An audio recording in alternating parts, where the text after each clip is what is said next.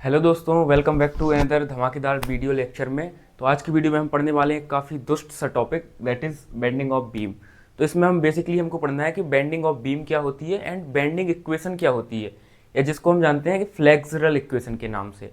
तो आज के टॉपिक में बिल्कुल सिंपल तरीके से देखेंगे कि बेंडिंग ऑफ बीम का डेरिवेशन कैसे होता है एंड एक उससे हमको फॉर्मूला मिलता है, आपने अगर शायद पढ़ रखा होगा, M upon I is equals to that is E upon R is equals to sigma upon Y. आपने ये फॉर्मूला पढ़ रखा होगा, अगर नहीं पढ़ा हो तो उसका डेरिवेशन कैसे होता है एंड बेंडिंग ऑफ बीम में कैसे इस फॉर्मूले का यूज़ करेंगे, तो ये सब आज की वीडियो में हम पढ़ने वाले हैं। तो बिना किसी देरी के देखते हैं कि बेंडिंग ऑफ बीम होता क्या है। तो बिल्कुल नाम ही जैसे बता रहा है कि बेंडिंग ऑफ बीम, एक बीम है, सिंपली बीम का बेंड होना।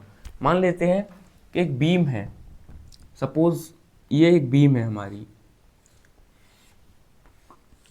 अगर इसको मैंने इधर से भी सपोर्ट दिया और इधर से भी सपोर्ट दिया एंड अब मैं इस पे ऊपर से एक फोर्स लगाऊं, कुछ फोर्स मैंने ऐसे लगाया, आप समझ सकते हैं ना, आप ऐसे समझ सकते हैं कि अगर ये एक बीम है, ये दो जगह से सपोर्ट दिया है मैंने इसको, एंड अगर आप ऊपर से फोर्स लगाएंगे तो क्या होगा, ये बीच से बेंड हो जाएगी। तो ऐसी कुछ इधर होगा, मतलब ये अगर 3D स्ट्रक्चर में देखें तो कुछ ऐसी बेंड हो जाएगी। और ये बेंड कैसी होती है, कुछ इस टाइप से बेंड होती है।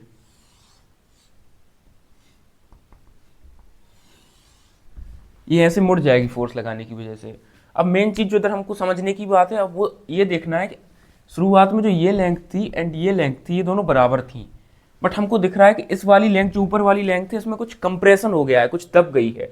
मतलब ये वाली लेंथ है, इसमें कुछ क्या हो गया है, कंप्रेशन हो गया है। And at the same time नीचे वाली लेंथ में क्या हुआ है, कुछ एक्सपेंशन हो गया है, मतलब ये कुछ फैल गई है। तो इधर हुआ है कंप्रेशन, इधर हुआ है एक्सपेंशन। तो ये तो समझ में आ गया होगा आपको। अब इसके बाद हमको एक चीज़ देखनी है कि बीम को हम कैसे स्टडी कर सकते हैं, लेयर बाय लेयर्स में। जैसे एक ये टॉप लेयर है, हो सकता है एक लेयर ये हो, फिर एक लेयर ये हो, फिर एक लेयर ये हो, ऐसे बहुत सारी लेयर हो सकती है। मतलब एक लेयर मोड़ी दूसरी, एक के ऊपर एक लेयर रख के। जैसे मैं आपको एक बहुत देसी एग्जांपल से समझाता हूँ कि जैसे अगर ये एक बीम है, एक्चुअली ये कुछ, ये चीज़ तो आप शायद पता नहीं, गंदी चीज़ें आप जानते हैं कि नहीं जानते हैं, और जानते ही होंगे। तो ये कुछ मेरे पास कार्ड्स हैं एंड ये कार्ड्स को आप समझ सकते हैं कि ये बीम है अगर, और मैं अगर इस पर इसको ऐसे रख के एक सेकेंड फोर्स लगाऊं जैसे ये, तो ये बेंड हो रही है। एंड आप देख सकते हैं कि बहुत सारी लेयर्स में है, तो इसको हम लेयर्स में स्टडी कर सकते हैं। तो ऊपर की लेयर में क्या होगा, कंप्रेशन, ऊपर की लेयर में बहुत ज़्यादा कंप्रेशन होगा, एंड नीचे की लेयर में क्या होगा, बहुत ज़्यादा एक्सपेंशन होगा। बट बीच में क्या होगा, सपोज मान लेते हैं कंप्रेशन का जैसे कुछ यूनिट मान लेते हैं, या फिर टेंशन का कुछ यूनिट मान लेते हैं कि जैसे मान लेते हैं 5 न्यूटन पर एम एम स्क्वायर, इस टाइप से कुछ हो रहा है। तो इधर अगर 5 का कंप्रेशन हो रहा है और नीचे 5 का एक्सपेंशन हो रहा है, आप देखेंगे इस लेयर में सबसे ज़्यादा कंप्रेशन है, उससे एक नंबर नीचे वाली लेयर होगी, उसमें थोड़ा कम कंप्रेशन होगा। तो इसका कंप्रेशन सपोज मान लेते हैं 4 है। ऐसी इसके नीचे वाले में 5 टेंशन है, इसके ऊपर वाले में हो सकता है टेंशन 4 की हो, अब भले इसकी यूनिट चाहे जो भी हो। ऐसी ये कमते कमते टेंशन भी कम रहा है, कंप्रेशन। तो जो इसके बीच के बीच एक लेयर होती है, इसकी जो मिडिल वाली लेयर होती है, इसको बोलते हैं हम न्यूट्रल एक्सिस। न्यूट्रल एक्सिस नाम ही बता रहा है कि वो न्यूट्रल है, ना उसमें कंप्रेशन है ना उसमें एक्सपेंशन है।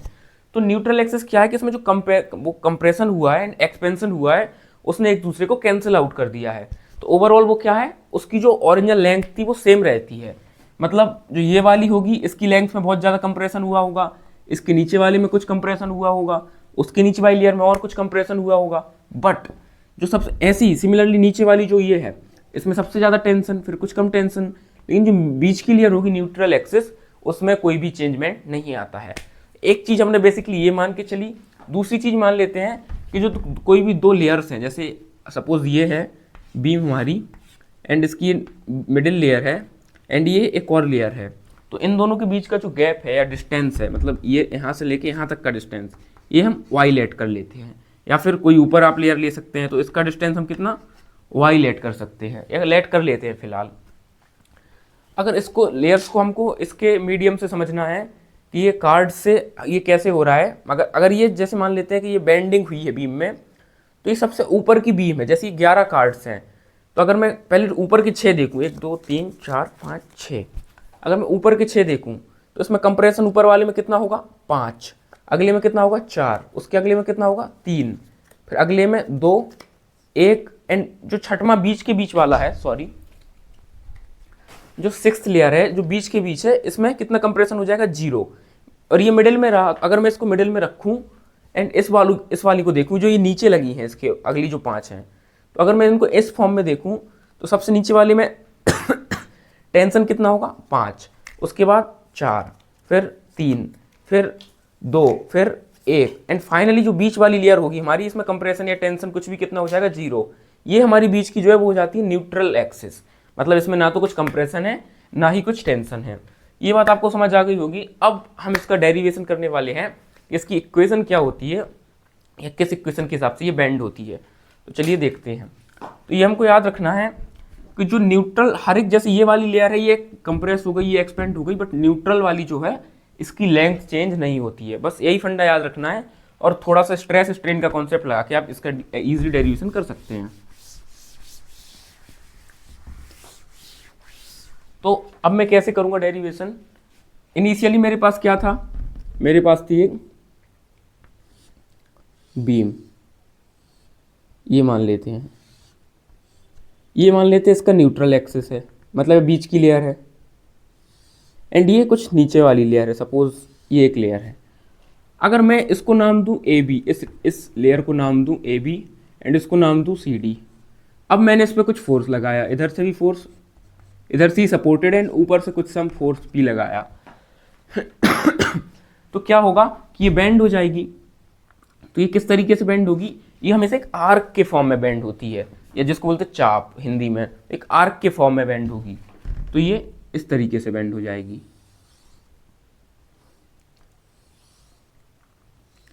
एंड जब ये, क्योंकि ये एक आर्क है तो इसका एक कॉमन सेंटर भी होगा। जैसे अगर ये एक सेंटर है और ये आर्क है, तो जैसे एक सर्कल होता है, एक सेमी सर्कल है, तो आर्क का एक सेंटर होता है, इस सेंटर के अराउंड ये आर्क पूरी कंप्लीट की जा सकती है। तो ये भी हमारी क्या है, एक आर्क है, इसका मान लेते हैं ये सेंटर है।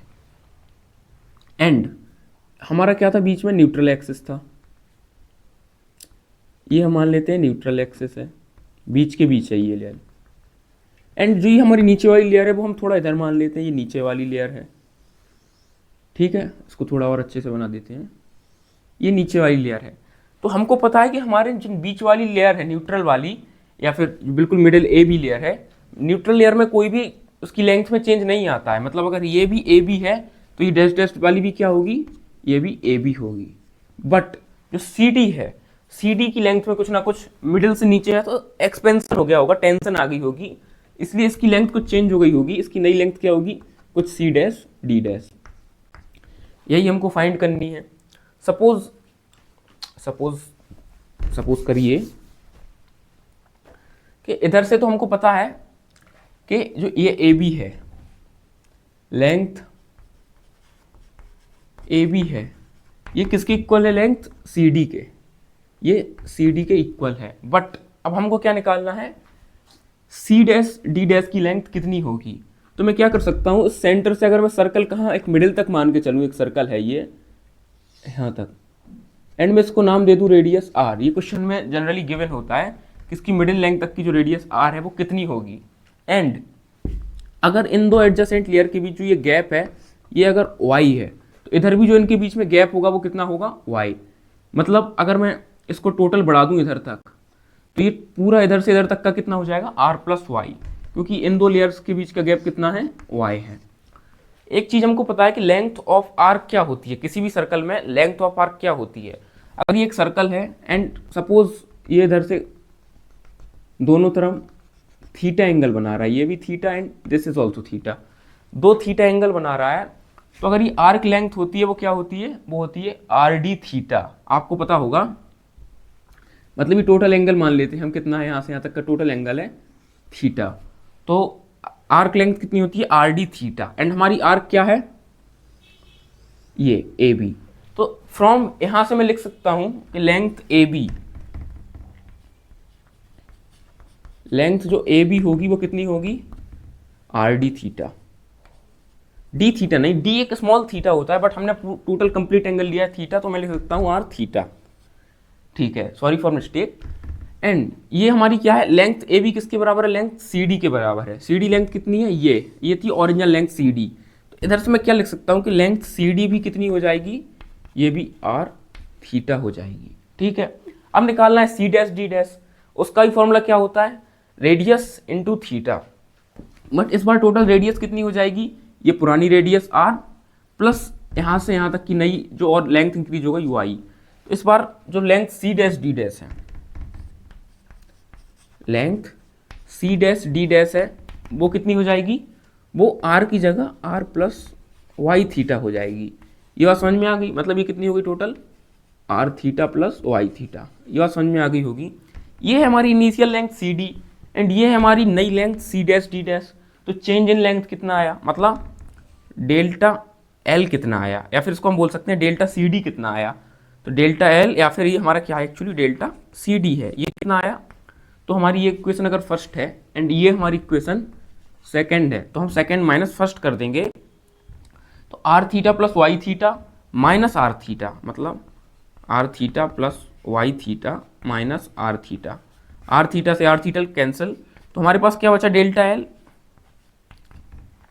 आर थीटा, कहाँ गया, वाई थीटा सॉरी। तो ये हमारी हुई वाई थीटा एंड हमारी इनिशियली सी डी लेंथ कितनी थी, आर थीटा, अब कितनी हो गई है, चेंज कितना हुआ है, वाई थीटा। तो स्ट्रेन कितना आया, स्ट्रेन का फॉर्मूला हमने पढ़ के रखा है, स्ट्रेन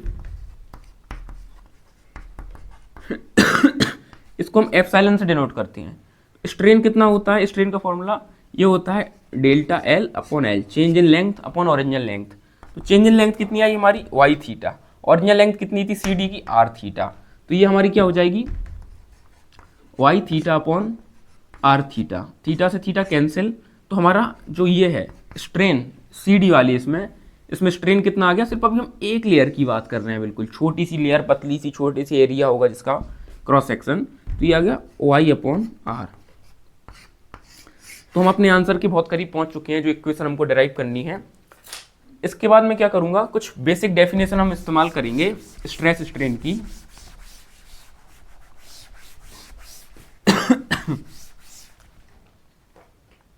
हमको एक चीज पता है कि जो स्ट्रेन होता है हमारा, हुक्स लॉ क्या कहता है कि यंग्स मॉडुलस जो होता है ई, वो होता है सिग्मा अपॉन एप्सिलॉन। इधर से मैं कह सकता हूँ कि मतलब स्ट्रेस अपॉन स्ट्रेन, इधर से स्ट्रेन क्या आ जाएगा, सिग्मा अपॉन ई।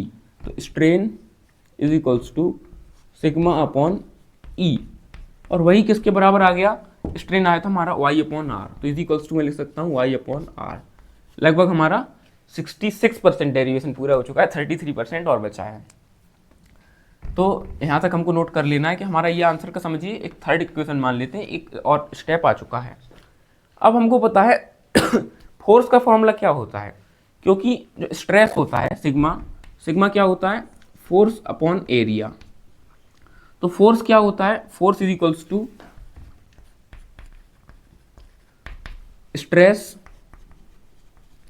इनटू एरिया, ये बात तो पता है। एंड स्ट्रेस कौन सा, बेंडिंग स्ट्रेस की बात कर रहे हैं। तो मैं अगर फोर्स लिखना चाहूं तो मैं लिखूंगा F is equals to, stress मान लेते हैं सिग्मा, बट बेंडिंग वाला तो मैं B लगा देता हूं, या सिग्मा भी लिख सकते हैं, इनटू फिलहाल मैं एरिया कौन सा लूंगा, क्योंकि अभी सिर्फ हमने एक छोटी सी पतली स्ट्रिप या पतली सी एक जैसे पूरी ताश की वो गड्डी थी, उसमें से सिर्फ एक गिड्डी में से एक लेयर की बात की है। तो इसका जो क्रॉस सेक्शन एरिया होगा ये बहुत कम होगा, ये होगा DA। तो इसको मैं लिख सकता हूँ DA एरिया, या डेल्टा ए लिख सकते हैं, DA लिख सकते हैं। इसमें मैंने स्मॉल f क्यों बनाया, क्योंकि मैं एक छोटी सी फोर्स की बात की है, अभी ओवरऑल फोर्स की बात नहीं हो रही है। तो ये तो आ गया हमारा फोर्स, एंड हमको सिग्मा की वैल्यू चाहिए। सिग्मा कितना होगा, सिग्मा में इधर से लिख सकता हूँ, अगर मैं ई को मल्टीप्लाई में पहुंचा दूँ तो ये हो जाएगा हमारा ई अपॉन आर, ई इधर पहुंच जाएगा तो E upon R into Y into DA। ये आ गया हमारा फोर्स की बात। अब हमको एक अगली चीज निकालनी है, दैट इज मोमेंट। मोमेंट क्या होता है, मोमेंट होता है फोर्स इंटू परपेंडिकुलर डिस्टेंस, या फिर फोर्स इंटू डिस्टेंस। तो हम पढ़ चुके हैं कि मोमेंट क्या होता है किसी भी फोर्स का, मोमेंट ऑफ फोर्स मैं इसको स्मॉल m से डिनोट कर रहा हूँ। क्यों स्मॉल क्यों कर रहे हैं? क्योंकि अभी छोटी सी लेवल की बात हो रही है, बाकी हम कैपिटल से डिनोट करते हैं। स्मॉल शब्द मतलब ये सिर्फ अभी सिंगल लेयर की बात हो रही है, डी एरिया की बात हो रही है। तो ये होता है फोर्स इनटू डिस्टेंस। तो डिस्टेंस कहाँ से लेना होता है मुझे? y। जो डिस्टेंस होता है वो हमेशा इधर से लेते हैं, जो ये न्यूट्रल एक्सिस है इससे हमने y डिस्टेंस माना। तो ये वाली लेयर पे हम चेक कर रहे हैं क्या? मूवमेंट। जो जो भी कर रहे हैं इस लेयर पे कर रहे हैं, तो ये डिस्टेंस y है, तो ये force into Y. And force कितनी है हमारी? E/r into Y into D A, and ये फोर्स हो गई इंटू वाई, तो इंटू वाई। तो ओवरऑल हमारा मोमेंट क्या हो जाएगा? इधर से मोमेंट हो जाएगा E/r into Y Y square and into में डी ए। ये मेरा आ गया सिर्फ एक लेयर के लिए मोमेंट। अगर मैं हर एक लेयर के लिए निकालना चाहूँ तो मैं क्या कर दूंगा? इंटीग्रेशन। इंटीग्रेट मतलब हर एक लेयर को जोड़ देना। तो इंटीग्रेट क्या करता है? छोटे छोटे पार्ट्स को जोड़ के एक बड़े पार्ट का हमको एरिया या कुछ भी उसका इंटीग्रेशन दे देता है या उसका समाकलन दे देता है। तो अगर मैं दोनों तरफ इंटीग्रेशन कर दूं तो मुझे ये कंप्लीट हर एक लेयर का मिला के जो मोमेंट होगा वो मिल जाएगा। तो अगर मैं दोनों साइड इंटीग्रेशन कर दूं तो इस साइड भी इंटीग्रेशन किया एंड इस साइड भी इंटीग्रेशन किया, तो स्मॉल m का इंटीग्रेशन मान लेते हैं कैपिटल M, मतलब ये टोटल नेट मोमेंट है। And is equals to E और R कांस्टेंट, एक रेडियस गिवन है, E यंग्स मॉड्यूलस है, ये किसी भी मटेरियल के लिए कांस्टेंट होता है या गिवन होता है, तो ये अब E/r एंड इंटीग्रेशन में क्या आ गया? Y square D A. And शायद आपने पढ़ रखा होगा पहले, शायद क्या पढ़ ही रखा होगा कि integration Y square D A या एक्स स्क्वायर डी एक्स, इस टाइप से कुछ भी जैसे आपने पढ़ रखा होगा। तो ये क्या होता है? ये होता है मोमेंट ऑफ इनर्शिया, क्योंकि मोमेंट ऑफ इनर्शिया जिसको हम आई से डिनोट करते हैं, इसका फॉर्मूला ही होता है integration Y square D A. तो या कई बार इसको हमने आपने लिखा देखा होगा x square D S, S से भी एरिया रिप्रेजेंट करते हैं, वाई और एक्स से लेंथ रिप्रेजेंट करते हैं, तो लेंथ का स्क्वायर इंटू एरिया। तो ये हमारा आई बन गया, मतलब इधर से मैं लिख सकता हूँ M is equals to E/r into I. अगर मैं आई को इस साइड पहुंचा दूं तो इधर से क्या आ गया हमारा? M/I is equals to E/r, तो E/r ये हो गया हमारा 95% डेरिवेशन कंप्लीट।